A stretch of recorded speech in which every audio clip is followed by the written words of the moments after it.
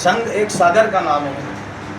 वो जिस तरह ताल नदियों में मिलते हैं, नदियाँ जो है जाकर समंदर में मिलती है। इसीलिए ये बात 1893 के अंदर भारत के महान संत जो कि आधुनिक भारत के निर्माता हैं, जिनका नाम स्वामी विवेकानंद है, 1893 में शिकागो के अंदर उन्होंने अपने स्पीच में कहा, dear brothers and sisters of America, people born in different countries, different religions, but finally reach same God.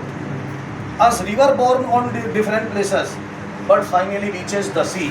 इन्हें दुनिया में इंसान हर धर्म में पैदा होते हैं, लेकिन मरने के बाद उसी एक आत्मा, एक परमात्मा के पास चले जाते हैं।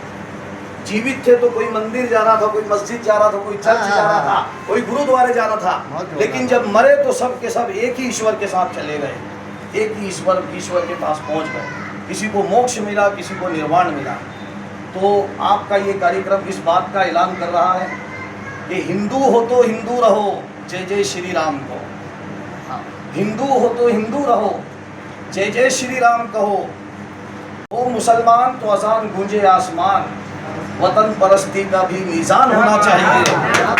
और वो सिख पंथी तो गुरु ग्रंथ को करो प्रणाम, गोविंद सिंह राष्ट्रभक्ति शान होनी चाहिए।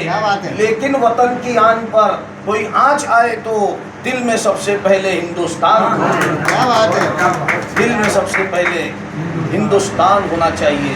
तो मैं अखिल भारतीय साहित्य परिषद के बैनर तले इस कार्यक्रम को आयोजित करने के लिए खास तौर पर मुबारकबाद पेश करूंगा, क्योंकि आज साहित्य की बहुत ज़्यादा ज़रूरत है और ये साहित्य हमारे समाज के ऊपर एहसान करता है। दुनिया की हर चीज़ मर जाती है, लेकिन इतिहास में अगर कुछ जिंदा रहता तो साहित्य जिंदा रहता है।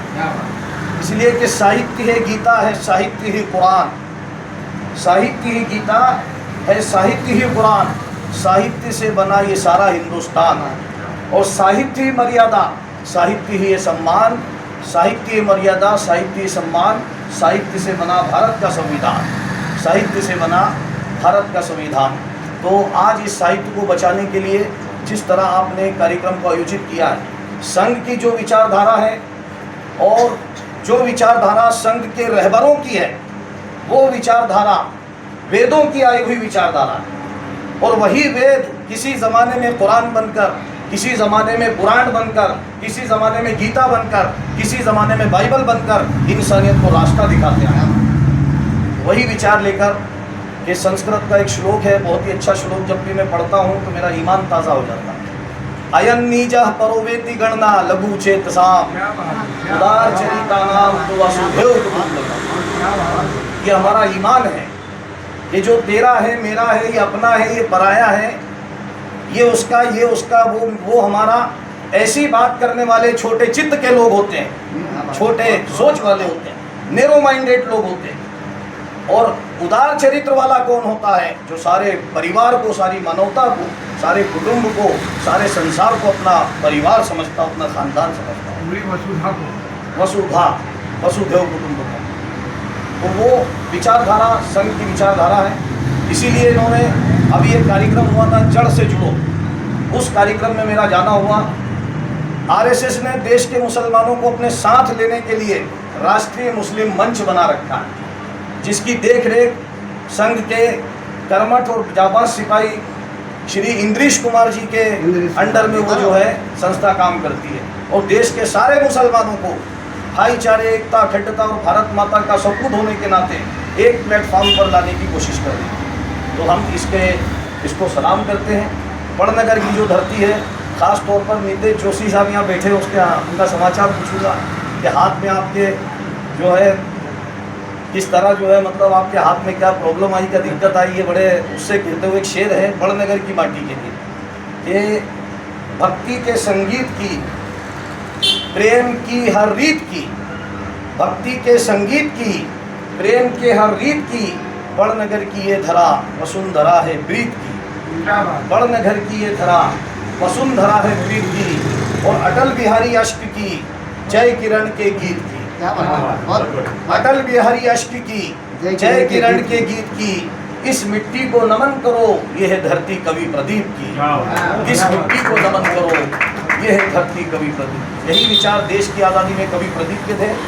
ऐ मेरे वतन के लोगों जरा आँख में भर लो पानी।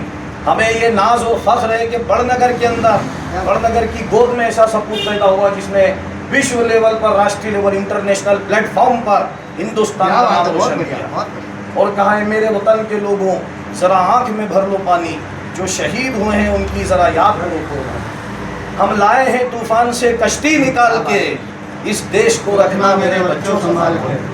उन्होंने कहा इंसान से इंसान का हो भाईचारा, यही पैगाम हमारा, यही पैगाम हमारा। तो इसी पैगाम को लेकर संघ उठा है और वही पैगाम दुनिया में आम कर रहा है। हम भी जो है माशाअल्लाह आज हमारे प्रदीप पंचोली, प्रमोद जी पंचोली सर के मार्फत यहाँ पर आने का मुझे सौभाग्य प्राप्त हुआ है। तो मैं यही बात कहूँगा, बस आखिरी बात कहकर अपनी बात को ख़त्म करूँगा कि मंदिरों मस्जिद का यूँ झगड़ा मिटाना चाहिए, मंदिरों मस्जिद का यूँ झगड़ा मिटाना चाहिए।